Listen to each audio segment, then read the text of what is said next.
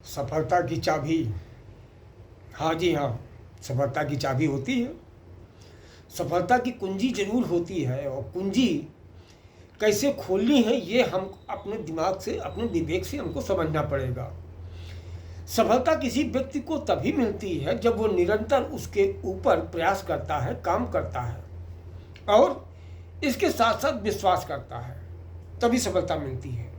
कि हमको किसी कार्य में यदि विश्वास नहीं है, रुचि नहीं है और उस पर हम पूरा ध्यान नहीं लगाते हैं, तो सफलता की निश्चिंता नहीं रहती है कि निश्चित ही सफलता होएगी।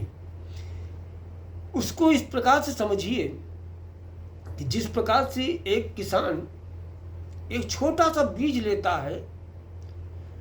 आपने देखा होगा बीज, अगर गेहूं की बात करें तो गेहूं या चावल का कितना बड़ा दाना होता है। उस दाने से, उसको बोने से एक हाथ भर का पेड़ निकलता है। तो ये सफलता है किसकी? ये सफलता है किसान की।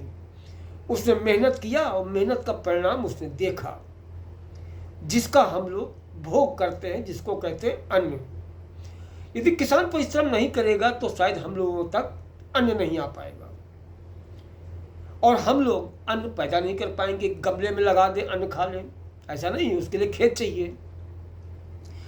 तो जो भी काम आप करो, विश्वास के साथ में करो, धैर्य के साथ में करो और जलन के साथ में मत करो। यदि आप कोई कार्य कर रहे हो उसमें जलन की भावना है, उसको गिरा देंगे, इसको ये कर देंगे, उसको वो कर देंगे, तो भी सफल नहीं होंगे।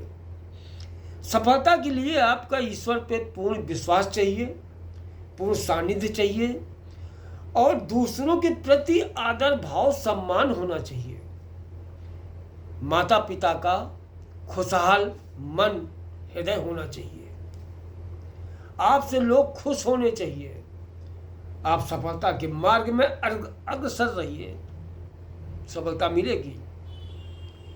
भगवान तो कहते ही हैं कि हम उन सभी के साथ में हैं जो अपने कर्तव्य का पालन का निर्वाह बड़ी बाखूबी से करते हैं, बड़े धैर्य पूर्वक से करते हैं और मेरे विश्वास के साथ में करते हैं। उन्हीं के साथ में ईश्वर है, वरना बाकी लोग तो परमात्मा को जानते नहीं, आत्मा को कभी देखा नहीं और उल्टे सीधे कुविचारों में फंसे होके अपनी बेहतर जिंदगी को परेशान करने में लगे रहते हैं।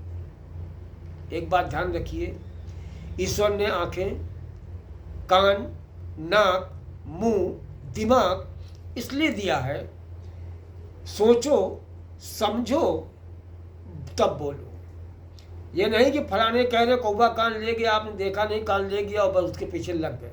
आजकल समाज में यही हो रहा है, जिसके कारण अनेक प्रकार की बीमारियां और परेशानियां बढ़ रही हैं। कारण क्या है? तमाम लोगों के भीतर प्रेत राज कर रहे हैं। हाँ, पक्का जान लीजिए। यदि उसके आचार विचार सही नहीं है, भगवान भगत नहीं है और भगवत प्रेमी नहीं है, तो उसके भीतर अच्छी आत्मा वास नहीं करेगी। वो प्रेत आत्मा ही होगी, अतृप्त आत्मा किसी की होगी, जो आपके शरीर में रोग दोष लाकर आपको धीरे धीरे धीरे, जैसे दीमक लगता है ना, तो दीमक इकट्ठे नहीं कुछ चीज खराब करता है, वो खोखला करता है।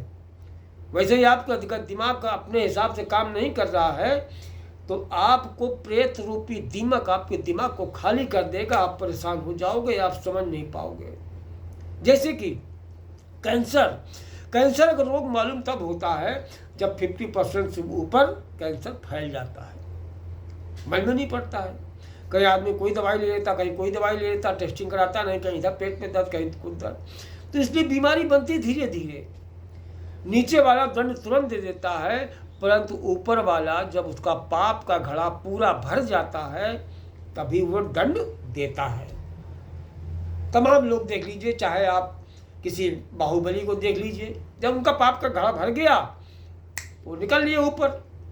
जिसे विकास दुबे देख लीजिए, कानपुर वाले थे, बहुत पाप किए। पाप करने के बाद में उनकी गाड़ी पलट गई एक दिन, जय श्री राम उनका हो गया, ऊपर बैठे बेचारे, है ना।